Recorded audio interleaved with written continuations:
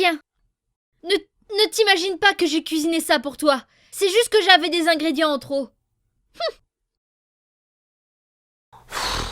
Je ne vois vraiment pas ce que les gens trouvent au tsundere.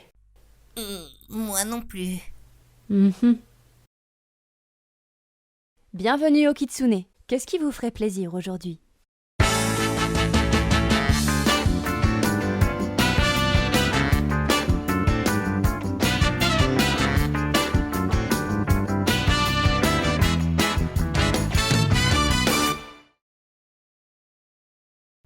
Et un Christina! Un! Merci. Aujourd'hui, nous allons nous intéresser au terme tsundere. C'est une association de deux mots. Tsun-tsun d'un côté qui signifie distant et dere-dere de l'autre qui signifie affectueux. Une tsundere est un personnage généralement féminin qui se montre au premier abord froide et hautaine avec le protagoniste, mais qui devient tendre et affectueuse par la suite. Ces personnages ont souvent du mal à être honnêtes avec eux-mêmes, rougissent facilement et agissent de manière impulsive pour cacher leur embarras. Exemple.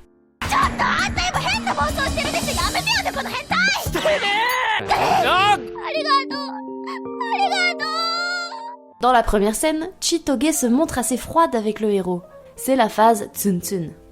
Elle est cependant beaucoup plus amicale dans le deuxième extrait où elle témoigne son affection envers le protagoniste par une étreinte. C'est la phase délé-délé. Exact. D'autres infos, Tachikoma? Yep.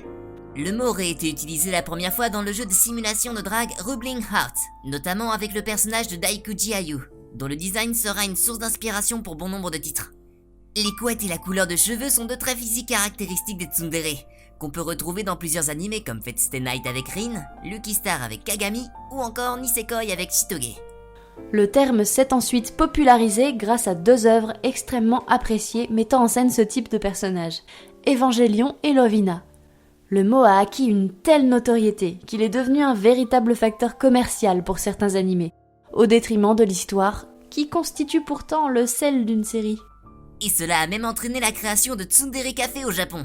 Des cafés où les serveuses se montrent odieuses envers les clients pour ensuite devenir affectueuses lorsque ceux-ci quittent le café. Un peu bizarre dit comme ça, mais moi j'aime bien.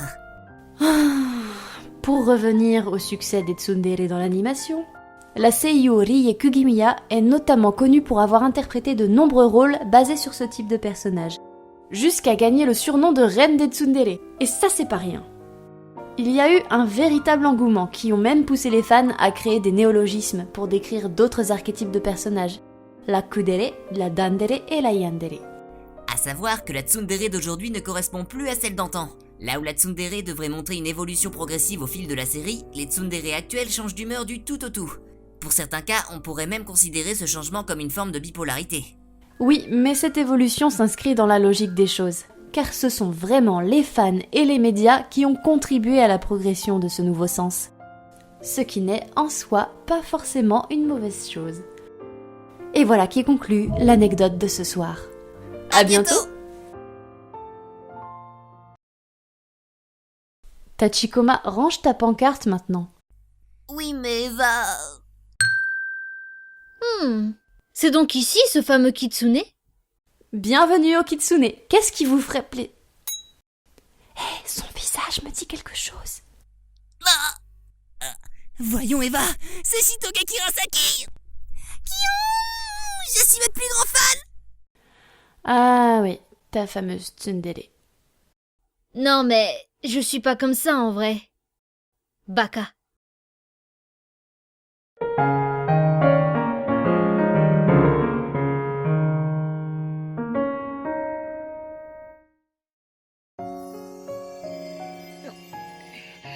Naniよ